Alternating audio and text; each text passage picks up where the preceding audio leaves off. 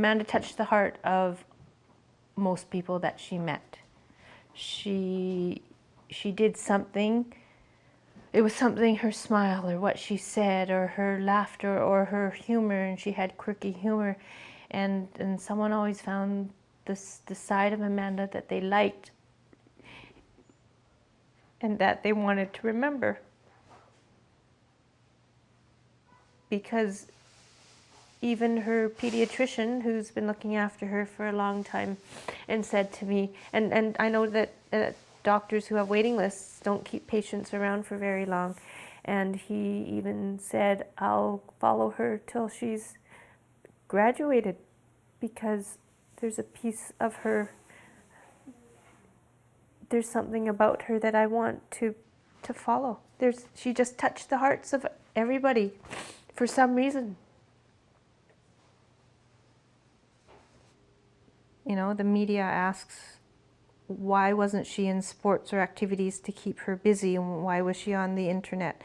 Well, she did use some internet stuff on her downtime, but you know what? In her whole entire life, she figure skated in our community, and she swam competitively in the summer for a couple of years. She did gymnastics, she did soccer, she cheerleaded for 6 years.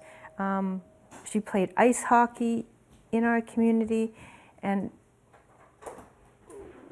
she was busy. She did as much as any child could, and maybe a little more. So it wasn't about that part of what we didn't.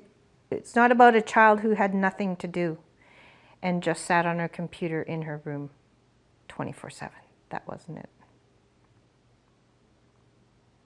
We provided her with outlets for activities. We provided her with, when she was in need of support, there was counseling available to her. There was doctor's support available to her. There was school support available for her. We did everything. We did everything we could. And ultimately, there was, at the end, I'm not even going to say it wasn't enough. The first time that she was threatened, it brought out her anxieties, and then her anxieties just escalated, and with every compounding event that happened, every time that she was bullied by the online predator, it brought a new round of comments from her peers, and it just spiraled her depression. It made her sad. I don't call it depression per se. It made her sad how people could judge her that way. She realized the error in her actions, but that error couldn't be erased because it was on the internet. We talked about it, and she tried to forget. She tried to try to make it go away, but it wouldn't. She tried to change schools as a fresh start, but social media made it hard because wherever she went, it followed her. We knew we were trying to help Amanda. The kids around her weren't helping her in some ways. It didn't really help that after she got out of the hospital recently, that a group of some kids that she had told me started calling her psycho and that she had been in the crazy hospital.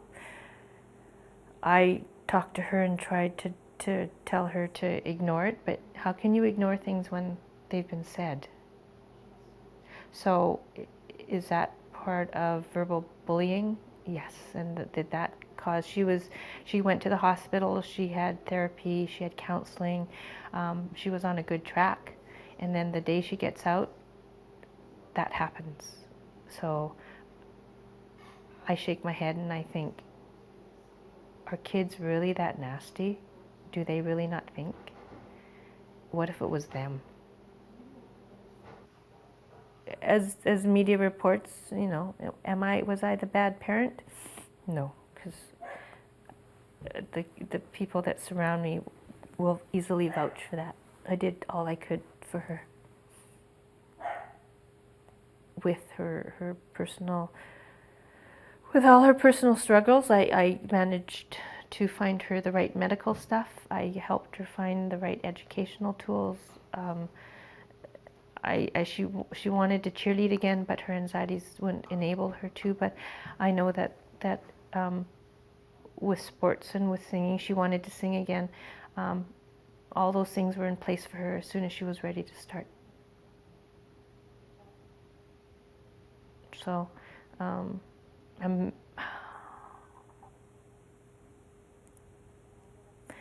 Amanda was born into the right family. Can we stop for a while?